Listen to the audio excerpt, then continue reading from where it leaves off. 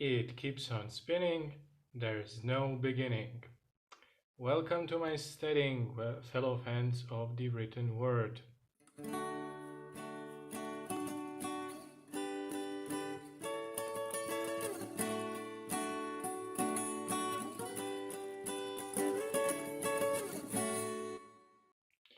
Here we are, back with another turn of the wheel, with another book behind us. I have to say, if I weren't enjoying this series as much as I do, I would have made stops in between. Because usually, when I read a long series, even if it's a series that I actively enjoy, I usually just switch it up in the middle. If I'm reading a fantasy series, I'll read a short sci-fi novel just as a palate cleanser. If I'm reading a sci-fi book or a series, I'll read a cheeky historical fiction novel or a horror novel most of the time just to refresh myself. And I am reading some stuff in between. I read the new Iconoclasts book recently, but I'm not making any stops. I'm reading stuff in parallel, so I'm always reading the next Wheel of Time book, and I think that speaks volume of my enjoyment. So, where are we? Where are we left at the end of the novel? Rand wields the Calendar. He is proving that he is indeed the dragon reborn. And the shadow is banished, but it's not destroyed. The Forsaken are on the loose, and the Black Aja still dwells in the shadows. Let's break it down. First things first. What I expected. What I expected less Ran because partly I was warned that this is not this book when I was finishing The Great Hunt, that the next book is not so focused on Rand. So naturally, I expected more development for both Perrin and Matt, possibly others, but since two of them are Taviran as well, so they would be the focus of the narrative in this book. I also expected less travels, um, which is probably foolish on my part. I also expected a race of some sort. I came to expect a certain structure from these books. It's always, not always, but yeah, up to this point, it is some sort of hunt for a magical MacGuffin, a magical item. So last time it was the hunt for the Horn of Valir. This time it was the sword. So I expected for this hunt uh, or this quest to be the central, I guess, motivator and moving thing. In part, let's examine what I got. Well, it was foolish of me to expect less traveling. If anything, traveling is a running theme, if you can call that a theme. People are always traveling from and towards something. They're either um, leaving the group they're with and going forth to reconnect with a group they left prior to that. So it's always from the White Tower to somewhere else, from somewhere else to White Tower, and so forth. That's but that's not a fault of any kind of this book. It is to be expected. It's a large world. I mean, methods of transportation are limited, either a boat or a horse or by foot. And no Camelin Express here. I expected and I got a lot more Matt and a lot more Perrin, which was good. I also got a lot more details about the world at large, about politics.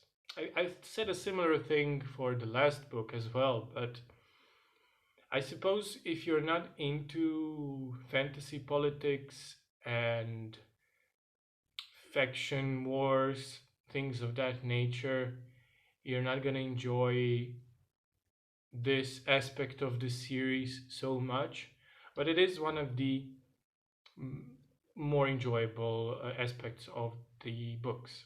I'm not saying Robert Jordan builds this large, sophisticated tapestry of geopolitics as some of the other authors do, but it is complex and compelling enough, and it's not the focal point of the plot. It's not the main thing for what, it's not the reason for which conceivably his readers enjoy his tales. They're here for the characters, for the magic, for the world. Politics are part of that, but it's not super high on the list of priorities, but it's up there. And now my favorite segment, which is what I liked. So what I liked the ending. I don't think I disliked a single ending that Robert Jordan delivered so far. I do think that this one was the most open-ended of all three, because the first book ended. It kind of left some threads open, but if Eye of the World was a standalone book, I would still be okay with it because it left on a satisfying note, and the next one, The Great Hunt, also had a somewhat open-ended ending, but not nearly as much as this one. I mean, this one really raises a lot of questions, a lot of implications for the things moving forward, a lot of what ifs. So that was good. I still like Perrin as a character a lot. Specifically, small things like the parts towards the end where he wishes for small things like uh, going back to being a blacksmith and working in the smithy for one day, and how much it made him happy. And these things really brought a smile to my face. Those were really genuine and the reason why I like him as a character. He doesn't dream big, he carries a burden, he is broody, but he is just so damn likable. Um, Aiel, Aiel are great. I expressed my interest in them in The Great Hunt when they were mentioned, and I certainly did find out much more about them and their culture and just how they live. I guess I'm a sucker for this trope of warrior race people, be it in sci-fi settings or fantasy settings, and um, this trope can often become a cliche. As a little side note, in my definition, and that may not be your definition, but I consider the difference between a trope and a cliche just in the way it's used. A cliche is an overused trope. A trope is just a building block of any story. Like here, uh, a race of very dedicated warrior people that are known for their prowess in combat, that's a trope. But when you use it willy nilly, it becomes a cliche because You just don't do the legwork. You don't build up their society, because oftentimes if they're just a warrior race of people, so how do they live? Because it is impossible to have a society that's composed of everyone that's a warrior. Someone has to, find food or shelter and things like that. Someone has to build stuff, otherwise they'll die out, no matter how good of warriors they are. And here I've got enough from Robert Jordan and the Aiel that I still enjoy them. Um, Matt, Matt was super fun. He brought this towards the end. I, I'm like a broken record, but yes, he did get better. But and yes, he was paranoid and nasty because of the dagger. But he was a troublemaker before the dagger as well. So I will never forget. Moraine specifically told him not to go to the Forsaken City. She didn't tell him that because, well, she likes to boss people around, even though he thinks she does. But I mean, they were escaping from a terrifying force, and they took shelter in a Forsaken City. He was a jerk even before the knife, the cursed dagger. But I digress. He is getting better. I do enjoy the swashbuckling element he brings to the table. I really enjoy the way his Taviran powers manifest. I do hope it's not. I'd like to see it more expanded upon. On that end, I'd like to see the Taviran powers of Perrin, because I'm kind of, maybe that's a broader question. I'm unsure about whether his affliction, can we call it that, status as a wolf brother, does it have to do anything with him being a Taviran? Are we still gonna see his Taviran power? Is him being a wolf brother is just his wolf side, just like Rand is a dragon reborn, but he's also Taviran, or or is that super connected? I don't know. I'm blabbering. I also enjoy dynamics between Nynaeve, Elaine, and Egwene. I think they make a great team. I think they are they work really well together.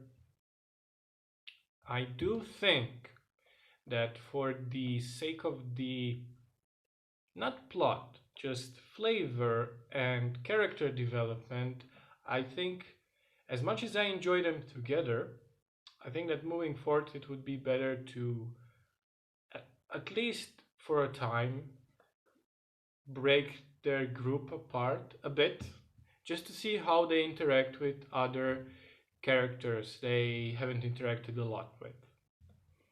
Like, I don't know, Elaine with Moraine, or um, Nynaeve with, let's say, I don't know, Perrin. She hadn't talked to him for a long, long time. Anything like that, really. And now, less pleasant things. What I didn't care for about. Well, the falcon in the room. Fail. Now, I don't hate fail. And let me expand. I don't hate, as I mentioned before, I don't hate, and hate is a strong word, I don't dislike Matt as I did in the past. And I don't hate her character. I just don't think she's a well written character. Because in comparison, Matt was a brat, he still is, and a braggart, and a pain in the ass, But as annoying as he was, I could see him as a person. He was fleshed out. And I was I was never confused with his role in the series. He did at times, oftentimes, drive me up the freaking wall, but I never questioned his status, his place in the story. And to add upon that, I never considered the following thing. So, honestly, Robert Jordan expanding on the cast. I never once thought he lost the sight of who's who and who's doing what and who's serving what kind of purpose. With Fail, I find her really underutilized. She's a hunter, yet there is not a single time where her hunting and her hunt is relevant. Yes, she finds out that her hunt basically ended even before it started because the horn was found, which was the object of her hunt. But I don't see her contributing to the group, to the plot, to the narrative. The only thing was she almost got Perrin killed, and that's about it. Her dialogue is just bad, grating, and I wouldn't even have a problem with that. I just think that her personality is dialed up to 11, 24/7. There's no ups and downs with her. At least with Matt, there are times when he knows when to shut up, when to bite his tongue. And that can be amusing. And with her, she's just up in there all the time, screeching. And I know that she is essentially in a promised fate marriage to be with Perrin, I guess. But in terms of her as a character and what she does in this book, I was severely disappointed because she does nothing. And I did not enjoy her part, which is a shame because I like Perrin as a character a lot. He is my favorite character, him and Nynaeve, as I said many times. And another criticism I have is so I already mentioned this, but it bears repeating. Another magical MacGuffin is a linchpin of the plot. Now, to be fair, this is not as pronounced as. To be fair, this is not as pronounced as the Great Hunt, but still we have pretty much another magical item that's super important and must be retrieved. I just hope that it doesn't turn out the same way in the next book. And lastly, predictions. Well, I think it's a given that next time we'll focus on Rand, but this time Rand will be pushed in a position of a ruler. So it can go several ways. He will become an unexperienced ruler, and his main concern will be seeking out guidance, because just like in the book prior to this, he was just a farm boy, but then he became this important person and he sought out training to protect himself from Lan. Will he find someone who will mentor him and essentially as a ruler? I don't know. Maybe it is a possibility. I mean, there is another question of Forsaken and the Loose and so forth. I also think that we will see at least one of the characters returning to Two Rivers. and that will be interesting. I'd like to see Rand's father again. He was a cool character. And what next? Well, I think that Lanfear will strike as she always does, but she will strike not in the open, but through her agents, if she has ones. I think if Rand will have a court of some kind, she will try to infiltrate that court. And it is important to remember that 9 out of 13 Forsaken are on the loose and they're still around. So another prediction. Well, I guess it is a fact of life and weaving of the wheel that Perrin will marry fail. So I think that will also happen in the next book. I also predict that Matt will go on to his own adventures, or at least attempt to. And I think that would be a really fun thing to read about. I do think that he adds a certain charm to the super serious plot at large.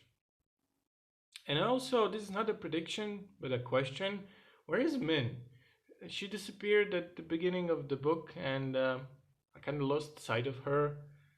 I mean, sure, yes, she is also an important character, and I suppose we will see her in the next book, but where is she? To conclude, I don't think this was entirely predictable, the book as a whole, but it was wholly enjoyable. I'm always impressed with when an author has an ability to manipulate so many moving parts without losing the sight of these moving parts and characters. It's a large playing ground, a large world populated with a lot of characters, and most of them get enough spotlight to be fleshed out, and that's commendable. That's no small feat. We are on book 3. Now we'll be on book 4. I don't see why Robert Jordan wouldn't maintain that quality of his writing. If anything, he should improve. And I do think that since this is sort of a big machine with a lot of moving parts, I do have to say that some small cogs in the machine are just slowing down maybe the whole thing, like fail. But I do think that inevitably it will and does work at large. So thank you very much for watching, and see you next time with book 4 of The Wheel of Time. Bye bye.